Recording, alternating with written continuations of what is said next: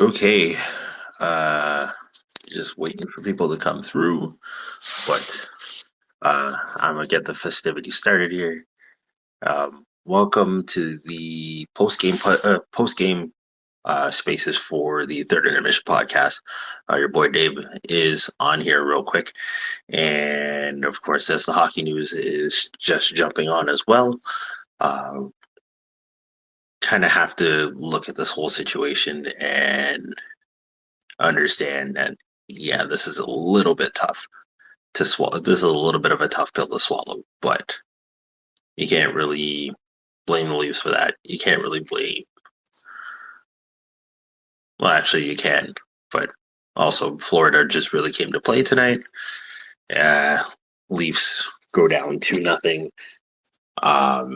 At the end of the game, a little bit of fireworks between both lines. Of course, this is now basically a best of three, and Toronto now has some work to do.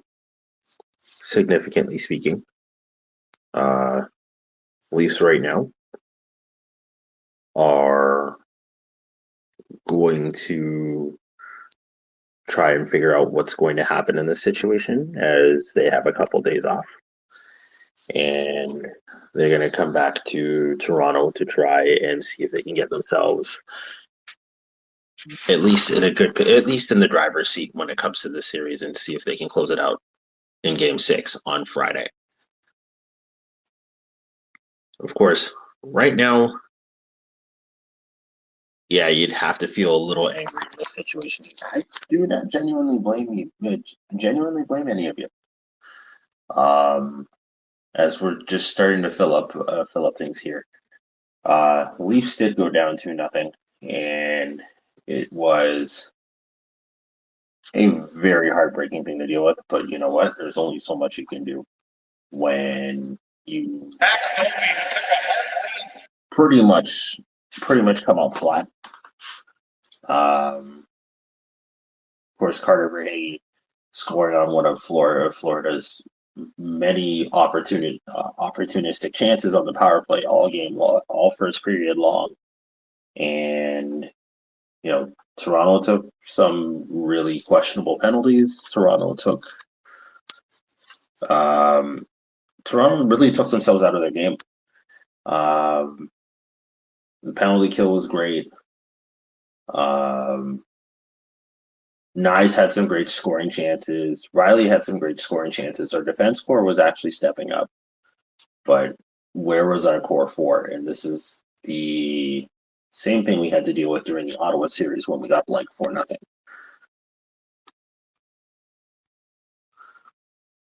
It's been bad. But not much else you can say or do. Sergei Bobrovsky was standing on his head tonight, and deservedly so. Florida got themselves a solid win. I know we've got somebody here on the panel that actually wants to talk, so go right ahead. Listen, you know how much I love your tweets, so I just wanted to say that.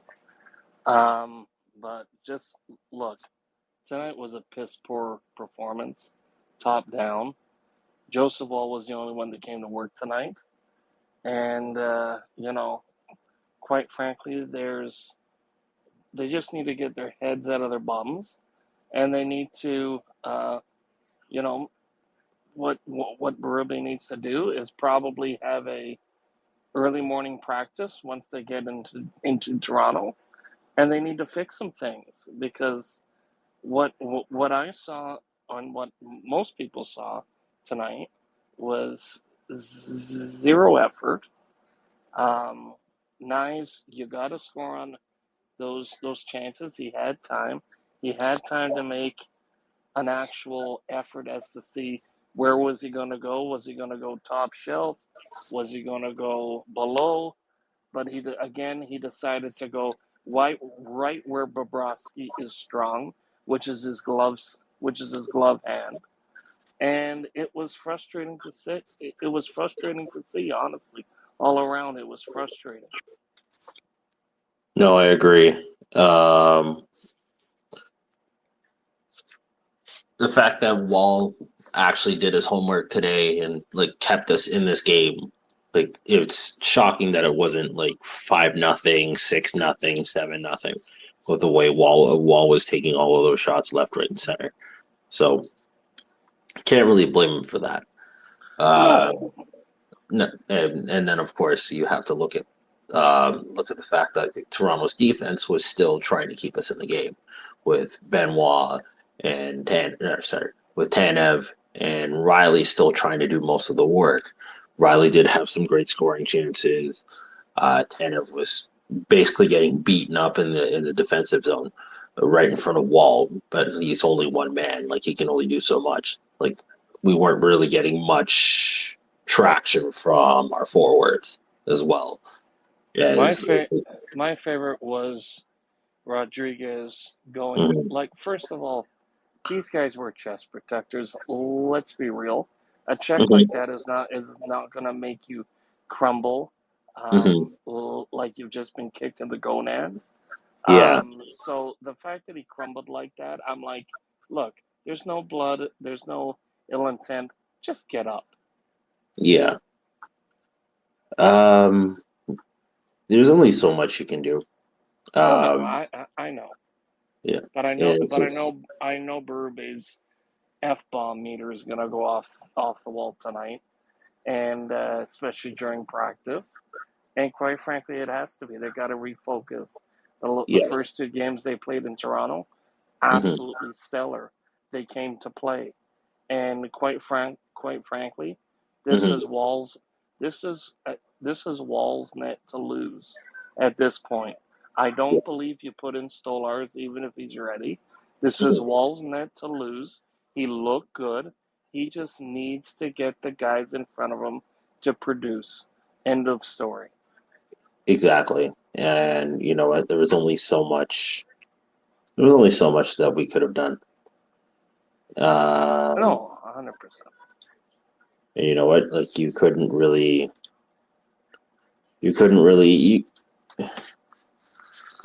How do I put this without trying to crash out in this situation? No, no, go listen. This is your space. You give her any way you want.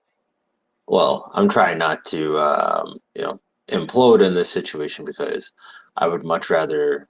At least, I was going to say, at least I'm not a Cavaliers fan right now because, like, all I'm saying is if anybody is currently watching Game 4 between India and Cleveland right now, it's basically child abuse in the situation. So,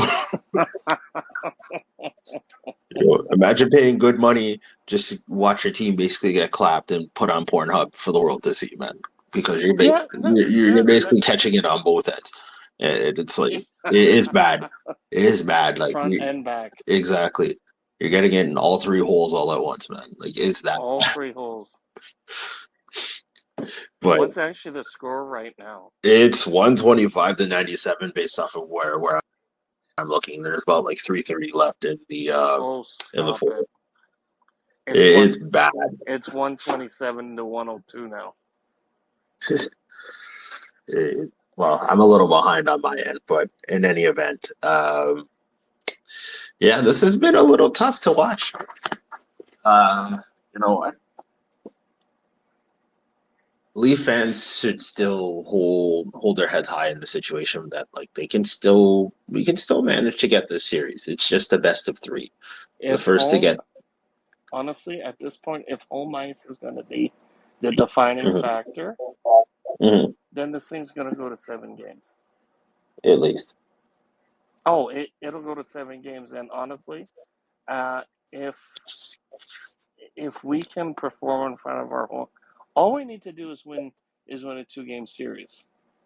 Mhm, You essentially. you see, here's the thing: the reason why the Leafs haven't won three, the reason why the Leafs haven't won three in a row is because back in 1967, when there was the original six, you only had to win 2 series and you won the Stanley Cup.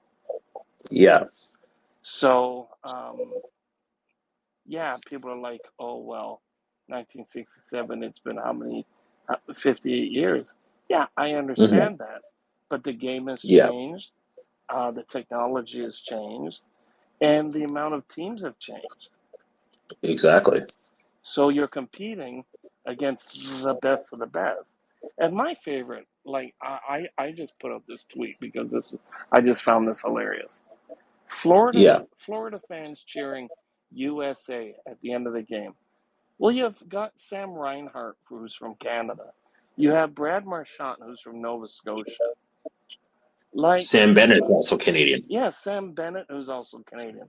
So it's like, really? You got three of your top players that are from Canada. I'm telling you, man, Americans are something else in this situation.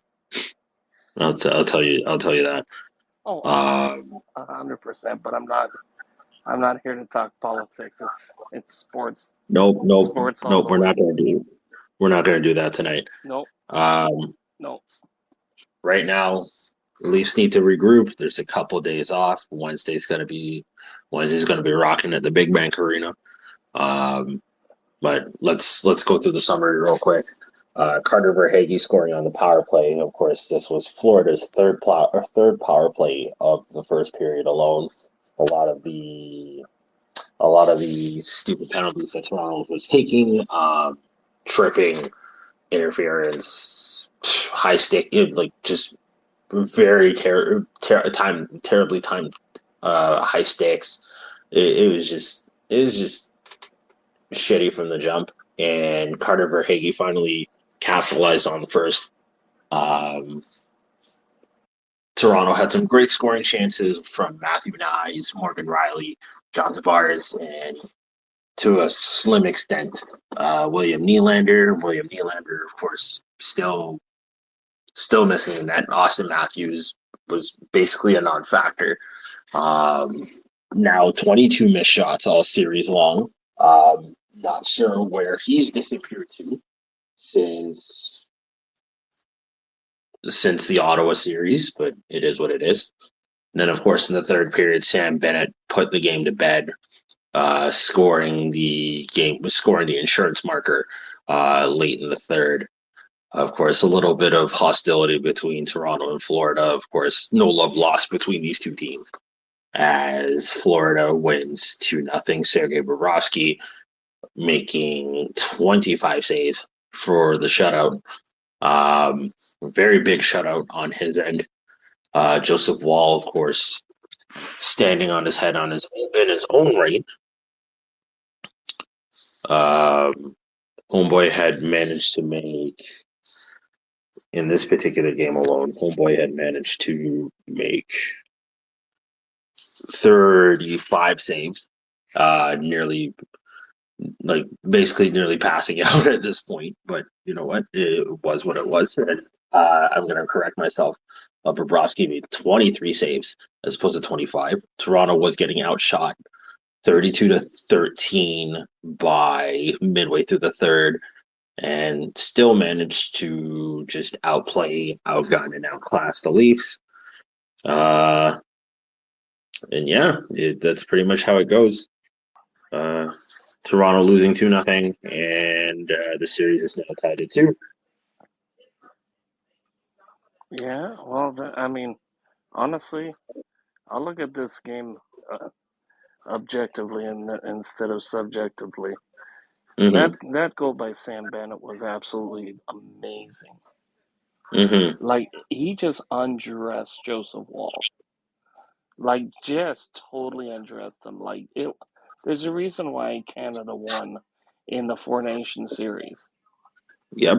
As much as we don't like it, but there's a reason why Canada won, and goals like that are the reason why. And you know, Very much so. it just was a very sad, piss poor performance.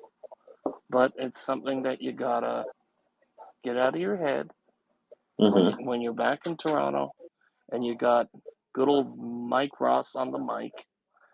Yep. To me, one of the greatest PA announcers in the game, and when he's calling the starting lineups, the energy's got to be there. Usher's got to be like, okay, you got a suit on, all right, great, back of the line. Oh, you got a Leaf jersey on, no problem. They got to have real fans there, Yeah. and as much as Leaf fans want to complain about the Habs, about what happened, about what have you, yeah, we have a rivalry. Hmm. But did you not see how the Bell Center was during the Four Nations tournament? It Yep. was loud. It was extremely loud, and you really have to sit and wonder, like, how is it that Toronto missed out on an opportunity like this itself? Well, the thing is that the gardens, the old Maple Leaf Gardens used to be loud, but that's Hmm. because you were able to afford a ticket. You know, To be I, fair, the acoustics in the former Air Canada Center are just as strong, if not a little bit stronger than what, say, the Garden had back in, like, say, the 1930s, going all the way to 1999. oh no, 100%. But here's the thing: when we had Monday Amazon Prime, when the Leafs Hmm. played on Mondays, Amazon was able to pick up the ambient sound a lot better than Sportsnet and TSN. And I don't know how, but they were able to pick it up so you could hear how Hmm. exactly it is to be a fan inside the arena. Yep. Like they really upped the production, and it was their first year doing it. And I hope they do it again because to me it was successful. There was no lagging when you watched Hmm. it. It was great. Hmm. The commentary team was good. Nice to see Mark Messier back in his, you know, back in his His uh, element. back in his element, and it just was great all around. I have to say the production quality that Amazon really brought to the table when it came to Monday Night Prime Hockey, literally, it was second to none. And obviously, every single network that's currently carrying NHL games, ESPN, TNT, Rogers Sportsnet, TSN, really could use some pointers from Oh, Amazon at this rate. oh no, absolutely. And the fact is this was their first time Mm. trying it, and it was to me the announcers were good. I was Mhm. able to watch the first period, intermission without needing to barf or use the washroom. And, because to me, Ron McLean's done. He should retire. Yep. So's the other guy, Kevin Barrett's.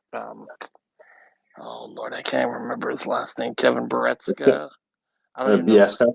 Yeah, Kevin Bieksa. Bieksa. No, like honestly, he doesn't need to be there.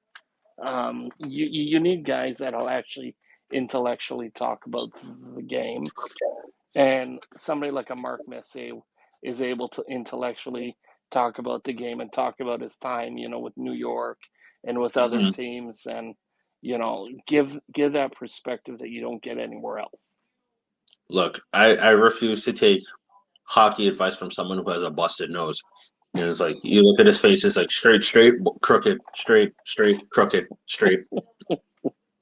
Who was that other lady that was there that basically couldn't stand fighting in hockey, but they Um, but they had to take her off. it was Jennifer, I like think. I think it was either Cassie Campbell or I forget who else it was. Yeah, But but Cassie Campbell should know better because she played with Haley Wickenheiser. yeah. And remember when Haley Wickenheiser was interviewed by Don Cherry, and she said, Hmm. "Well, we heard that the Americans had our flag on their dressing room floor, and And they want to know if we want them to sign it. Yeah. we just want to like that was I don't understand how Cassie Campbell didn't enjoy that because honestly, Haley No, that was a Wickenheiser. buy. That was a solid buy. Oh yeah, And here's the thing. Looking back at it now, it's like a lot of people were saying that that whole thing was fake. But essentially, like that was a really massive talking point for a while. Yeah, it was true emotion. You know, to me, it's just I don't know. And we can't have somebody like a Haley Wickenheiser because she's in the front office with the Leafs right now, which which is good. It's good to have somebody like that within the organization. Of course. And once Spooner, Natalie Spooner, if she retires from WHL, it'd be nice to have her as well. Like these are the old girls that played for Team Canada. It'd be nice to have their perspective as well. Would love to have a Sarah Nurse on there as well. Listen, I would actually like to have Jerome McGinley. I'd like to see more representation for young black We all do. kids. I would like to see more representation for young black kids because my wife, who's actually from the Caribbean, noted she's like, "Well, where's the black fans?" I'm like, you know what? You have a point. You go to a hockey game. There's not a lot of black fans.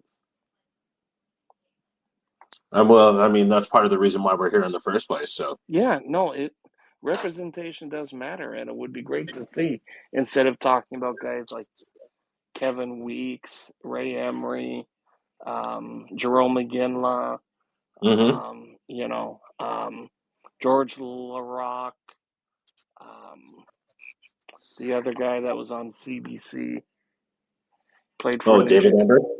No, he played for New Jersey. His last team. He was a Oh, Hab. PK. PK Subban. That's right. hmm Like it would be nice to have like newer guys that we could talk about.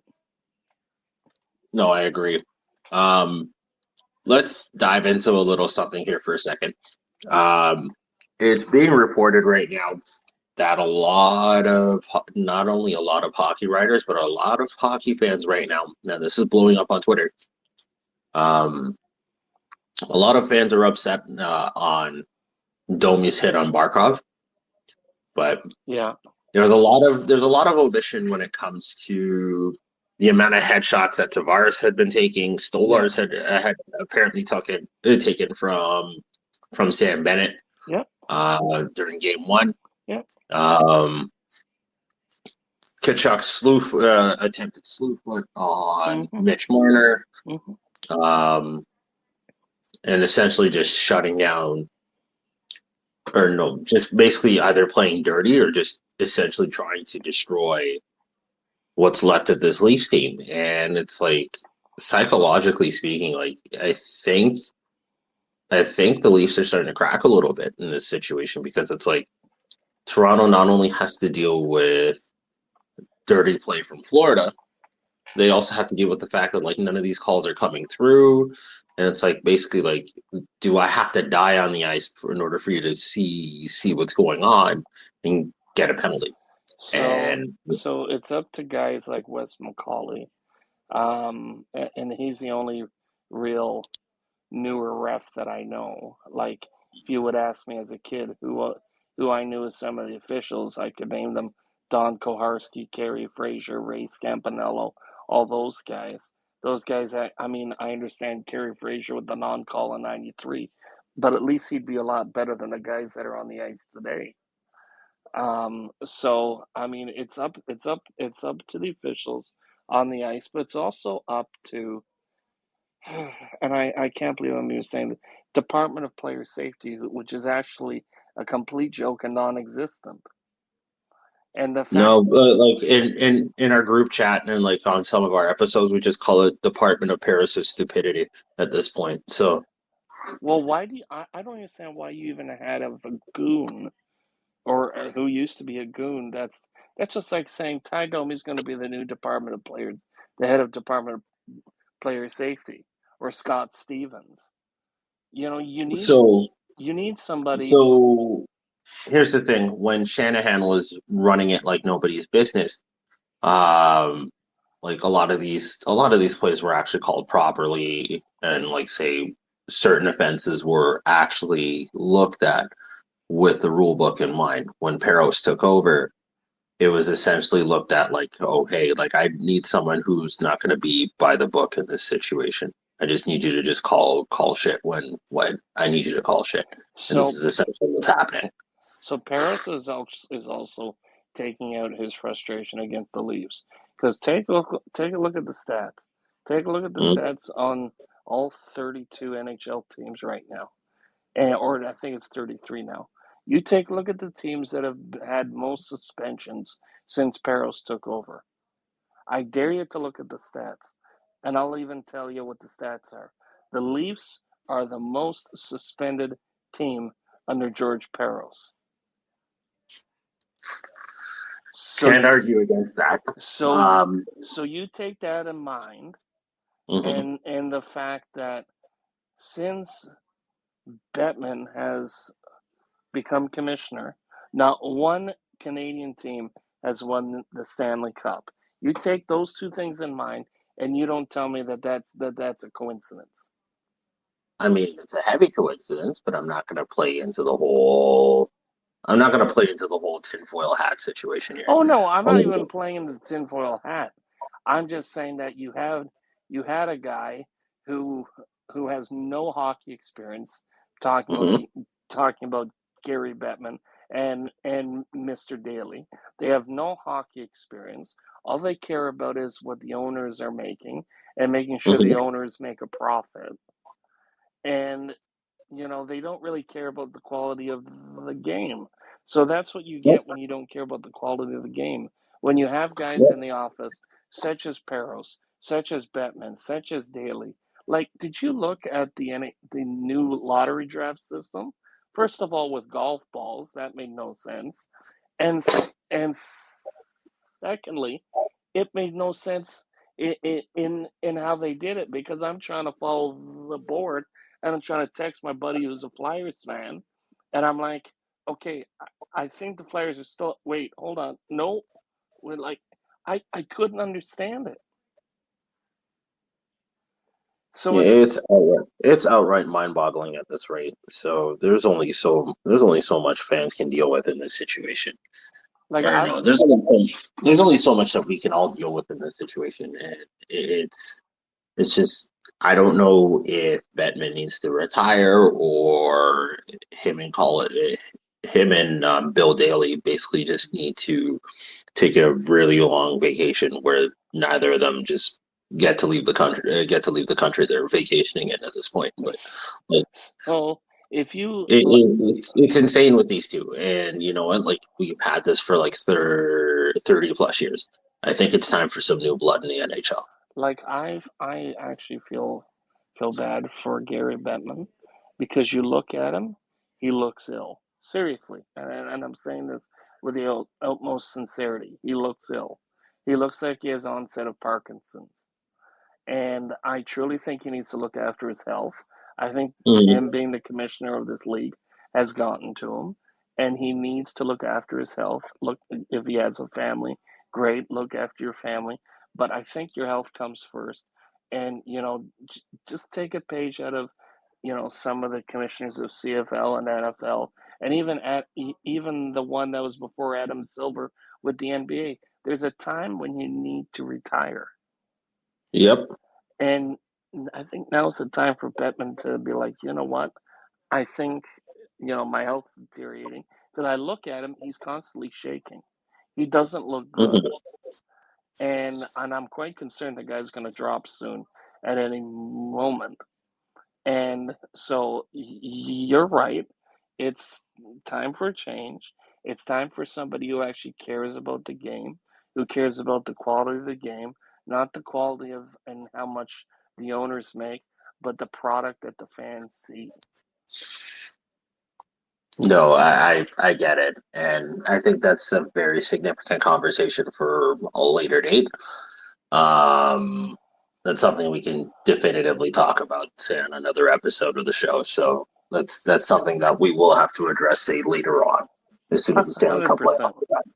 Yeah. 100%. And listen, brother, I love your tweets. Honestly, you've been great. You're a great Leafs fan. have the passion, and I truly appreciate, all the insight that you do, not only just for this team, but also for young black kids who are going to come ahead of you that are going to be like, you know what, this is one of the guys that have started paving, making a way for young black kids to get interested in hockey. So keep up the good work. Appreciate you for that, and honestly, the crew appreciates you for that just the same. So No, thank you for coming through. no, for sure. Honestly, like as I said, my wife is who's from the Caribbean. She was Hmm. looking at her and I have been to many Leafs games, and it's so funny. We were at one of the games because a friend of ours just wanted to give me like I went through a lot of health challenges this year, so they just wanted to give me something just to, perk me up, and it was box seats tickets, That's and awesome. and it was great, and it was during Halloween, and so I'm there watching the game, and I see out of the corner of my eye some guy come in with a nice suit jacket on. I'm like, holy heck! He's like, oh no, no worries, guys, just an old guy coming through. I took a double take, and I'm like, you're not an old guy, you're Wendell Clark. And my wife knew exactly who Wendell Clark was.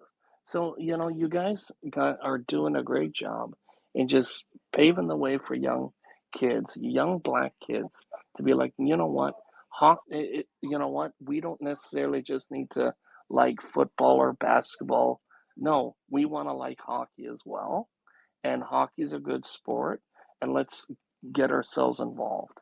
So you know what? As I said, I'm gonna go, but my last parting thing is keep up the good work, guys. You guys are doing great. I love your tweets.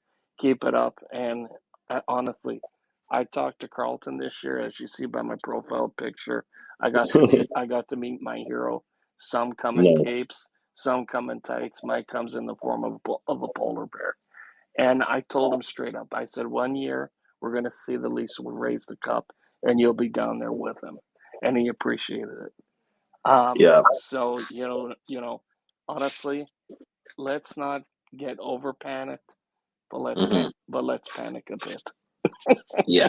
Of course, it's not So, time to really hit the panic button yet, but no, it's. I mean, the button's kind of just starting to get raised a little bit on screen here. So oh, 100%.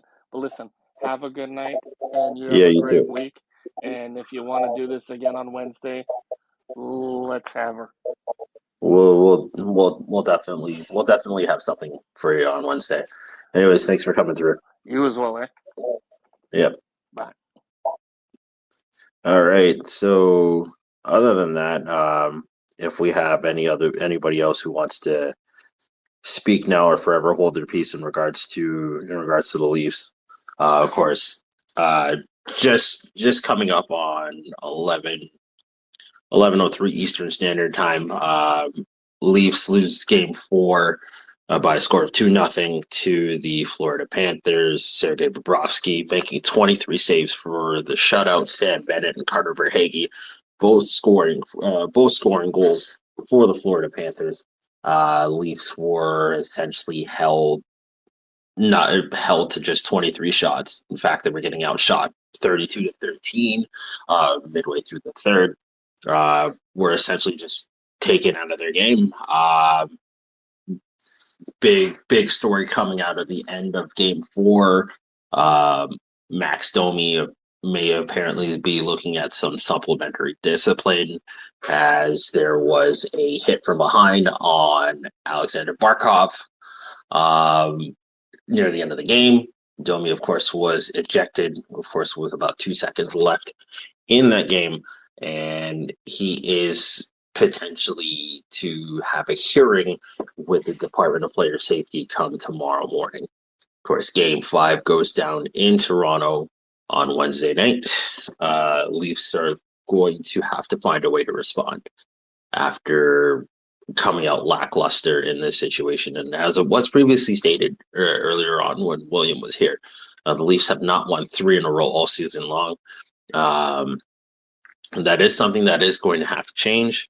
And that is also something that's going to have to be addressed in this moment. So, especially with Craig Berube and the coaching staff looking into the whole situation. So, as it stands right now, core four in this situation, or the core five, however you want to look at them, right now currently just sitting on 13 points in 4 games. Matthew Nyes, William Nylander doing most of the scoring. Kind of similar to most years where Nylander does most of the scoring for the core four. Tavares picks up the slack. Marner disappears and Matthews disappears for a little bit. But it's still somewhat early. There's 3 games left. Toronto can figure it out. And, hopefully the Leafs can find a way to say just drop this nonsense of just not showing up when they're supposed to and actually show up when they're supposed to. And I think the extra day off will essentially help in this situation. So if anybody else wants to speak, of course, the mic is open right now. If you want to come say that, like, if you got some comments you need to drop, or like you have any observations about the game, you're more than welcome to do that. If not, then we'll be closing up. We'll be closing up shop in about 5 minutes. Of course, just want to do a little bit of shameless plugging here. We do have a live show. If you are listening, we do have a live show coming up on May the 27th in downtown Toronto. Of course, we are hoping that there will be a Leafs playoff game that day, or at least some form of playoff hockey on that day. Of course, uh, tickets are available. The link is in our bio. We do want to see a crowd of hockey fans at some point. We have a bunch of guests. We could potentially be doing a pregame show. You never know. So if you plan on coming through, come through. It looks like we got another speaker on the panel here. So go right ahead. Hey, I've watched. How are you? Good. How are you doing? Doing all right. Wow. That was a very interesting setup, especially towards the end of the game. Yep. And it's kind of like you have to give credit to Wall. He tried the best that he could, but at the same time, there's just so much experience on the Florida Panthers team that that they know what to do. They know when to annoy certain members of the Maple Leafs of the Maple Leafs and to just crank it so they would turn out and lash out because I Mm-hmm. saw the last 2 parts of the period of the game. I was just following on the score and I saw all these penalties and I'm like, guys, that's the trap that they want you to fall into. And oh boy, Exactly. because It's because if they're agitated, they're not going to focus, and if they're not going to focus, the other team would just run around and have just make their lives a living hell for the next 60 minutes. of course. However, like you said, it's not the end of the world. The panic button is over there. You're tempted to push it, Mm-hmm. but at the same time, you're like, hey, we got home, we got home ice. We can bring this back if we can bring this back. We can make it 3-2. We can make it 3-2, or we can drag it all the way to 7 games. Meanwhile, Florida's like, okay, we're just waiting for you to do your next move. We're just waiting for you to, because like everyone was worried about, oh, it's Bobrovsky. He's not the same. He's a year older. Nope, he's still the same. I'm not even too sure. The defense is still the same. Brad Marchand is still Brad Marchand, even though he's not scoring as much as he used to. And Yep. you just have to take this more or less, not even like one game at a time anymore. It's just Mm-hmm. one shift, one shift, a couple of minutes. Otherwise, it's just going to get out of control very quickly. Yeah. But Um, on the other hand, in like the PWHL, you could have like a quadruple overtime game, and that would have driven everyone crazy. of course. And you know what? Like, I think it's been a long time since we've seen a lengthy overtime game in the NHL. in, say, the last few months, the last few seasons. Of course, Toronto and Washington went to, I believe it was either double overtime or triple overtime during their series back in 2016, 2017. Yeah, I remember that series. That was Yeah, and it's like we haven't really seen much since. Of course, that double overtime thriller in Game 7 last Sunday between Winnipeg and St. Louis was just nothing short of just cinematic at that point. So, I mean, we haven't really seen any like triple overtime games in a long time. So, it would be nice to actually see one in these playoffs. But that's just wishful thinking in this situation. yeah, and for a lot of fans that have jumped on the bandwagon since the Raptors have been doing that. It's like, oh, it's the same old Leafs. They're well to the front of the regular competition. It's like, no, that's not true. They Mhm. finished close to the best of the league for the reason. It's just Yes. that I it's just that well, it's just that even going back to the Ottawa series, Mhm. something was a little concerning because you saw Ottawa come back and take one in overtime just based on grit alone. Yep. And for the Maple Leafs, it's just you kind of have to wonder if the grit is a bit missing from how they're playing, especially against a tougher, older team like the Panthers. Exactly. And I think Toronto really just needs to find a way to take advantage of that, especially when Florida's lost most of their firepower due to a lot of trades during the offseason. But of course, Matthew Tkachuk being the rad bastard that he is, and then of course getting Brad Marchand into the mix as well. Florida is still Florida in this regard. And you know what, with such a veteran presence with Brad Marchand on the lineup, the sky's the limit for the Panthers in this situation. Now, will they retain? Or sorry, will they retain the Stanley Cup once again? Who knows? Um, It's repeating is hard in any league, but especially in mhm. the NHL, where there's always a new champion, I guess either every year or every 2 to 3 years. But however minuscule, but there are no team is actually unbeatable in the playoffs, no matter how many times you play them. It's just that the cracks are minuscule and hard to capitalize when you do see them. Exactly. So, so, um, so while some people would just look at this as a learning lesson, it's like, well, we got beat by them the year before in 5 games. I'm like, it's still 2-2.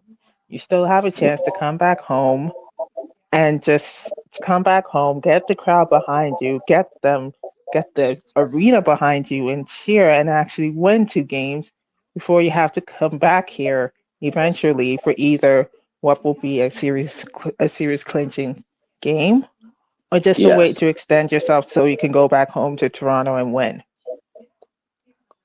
So So it's extremely tough for anybody to try and beat beat a defending champion, let alone the defending Stanley Cup champion.